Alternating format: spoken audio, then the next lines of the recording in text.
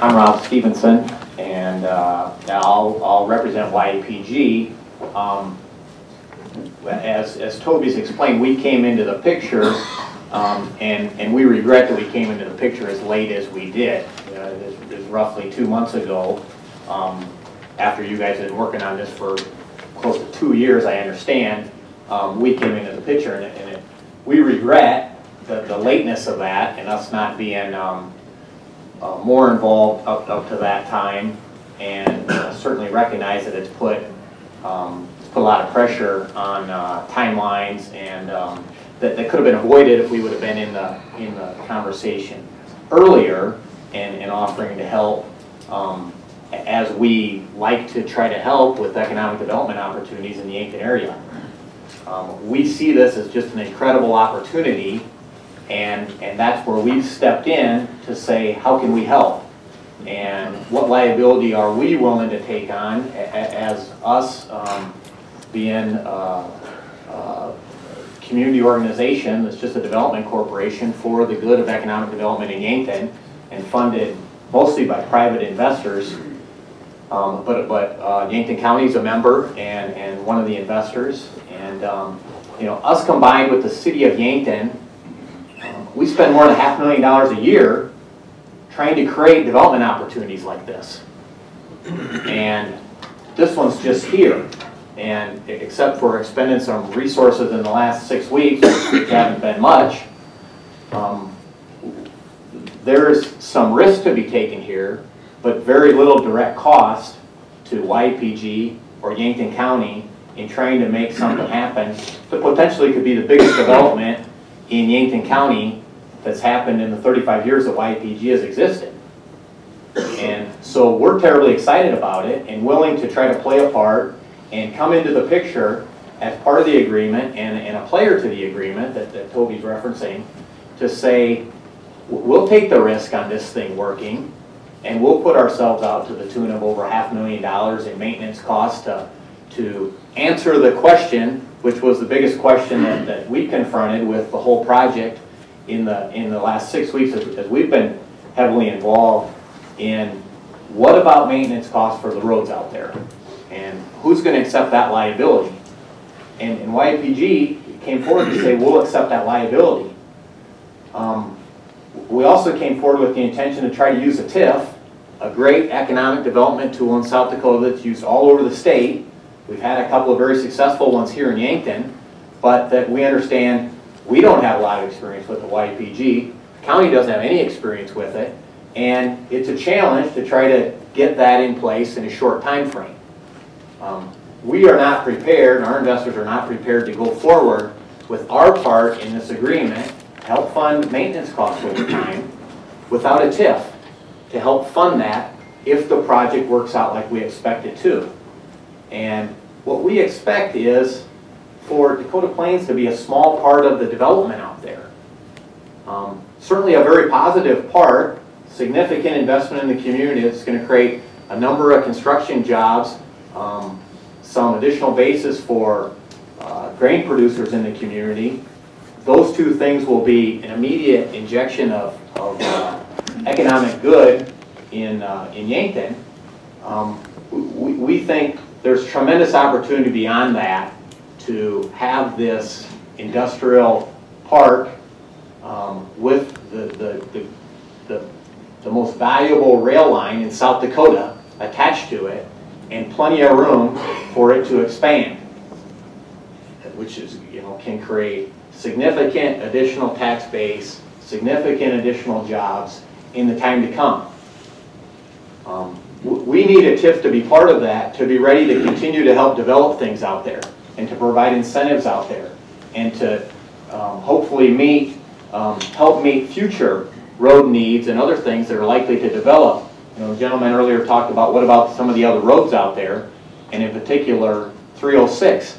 And we're hopeful that we can line up additional developers that are going to do what this developer is doing, which is spend $4 million on a county road, so Yankton County doesn't have to do that, and we've greatly updated our infrastructure for the next 50 years by building a concrete road out there. And we hope the same thing can develop with 306 and others and we'll be in line, prepared to work with those folks. The funding is needed to make that happen. The TIF funding, as it's been explained in this room a couple of times in the last couple of months, can be done without detriment to Yankton County taxpayers, YPG, Dakota Plains. It can be funded if we can make this project happen. All of that can happen. Without it, this project is going to go into a neighboring county, and all of the traffic that we're worried about is still going to exist. Right? The same amount of grain is going to get produced in Yankton County, no matter whether Dakota Plains is here to buy it and put it on railroad cars to ship it out, or if we're trucking it in all places in the county to just outside the county to both counties on our west and on our east that are standing in line to provide friendly terms to this company to do it there. We're going to have the traffic on Yankton County roads that you all are responsible for maintaining, whether this project happens in Yankton or not. That traffic's going to happen, and those roads are going to be maintained. We've got a company here, and YPG standing in front of you saying, we're ready to invest $4.5 million for those causes, and to have all that great development opportunity here in Yankton. Options are to not help find a way to have this to happen and have all the same problems that we're potentially going to have with traffic, and no money and no resources to help cover that, and then help grow the tax base, you know, what could be 5 to 10 times what Dakota Plains is talking about doing over time to, you know, help grow those tax revenues and help put Yankton County in a better position to deal with things economically over time. So, you know, I don't know all the legalities to, can we put this TIF in this developers agreement tonight and make that happen? But we absolutely need Yankton County's commitment for a TIF, or YPG can't be part of that development agreement. And, you know, I'd sure like to hear from all of you on your desire to help make this happen, or your intentions to let it fail and let this opportunity go away from Yankton County. YPG thinks it's incredibly important to see this happen. And, you know, we couldn't encourage you more to help find a way tonight to get on the road to ensure it does happen here in Yankton County. Thank you.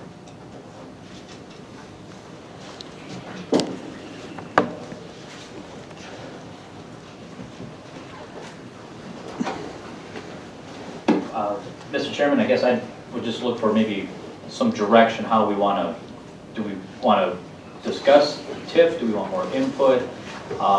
I have a framework here, I think, of how the TIF could work and put that in place. I'll look for some guidance from you on that. So you really want to put that in the agreement with the TIF, not separate, is that what you're saying, basically? The details of the TIF need to be worked out. I think globally, it's a question of yes, do we do, and no, do we not? And if the answer is no, then we know where YPG is, because then they can't be part of the agreement, which means we can't have the road maintenance, and we go back to where we're at with how does the road get paid for on that basis. And so the details can be worked out. We just need to know. You just want to know whether you want a TIF or not, or whether you want a TIF or not. Yeah, that's basically, but the details, because it'll take a while to work those. Oh, very much so, very much so. So you're not going to do that in a week. No.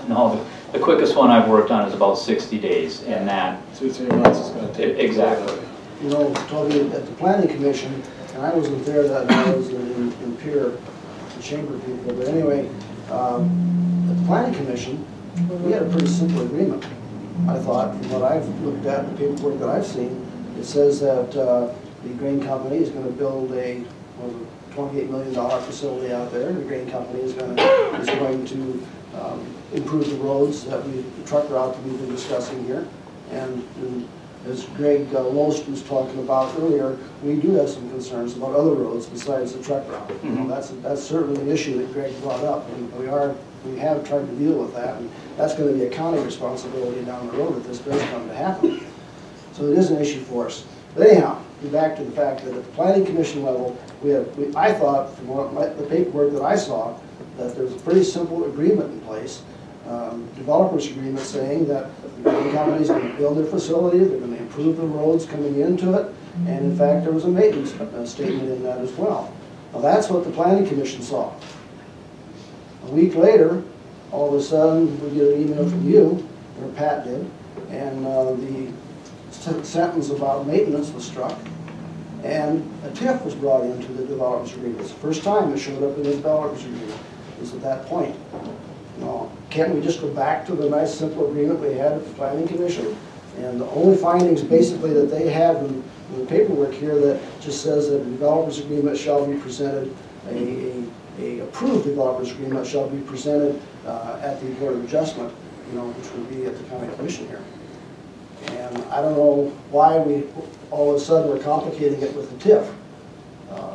And by the way, the information that I know on the TIF, from what I've been told, and maybe you're going to elaborate on it, but we were given a document here that says that a $5 million TIF over 15 to 20 years, $600,000 to go for land acquisition, $800,000 to go for grading of the site, and $3.6 million to build a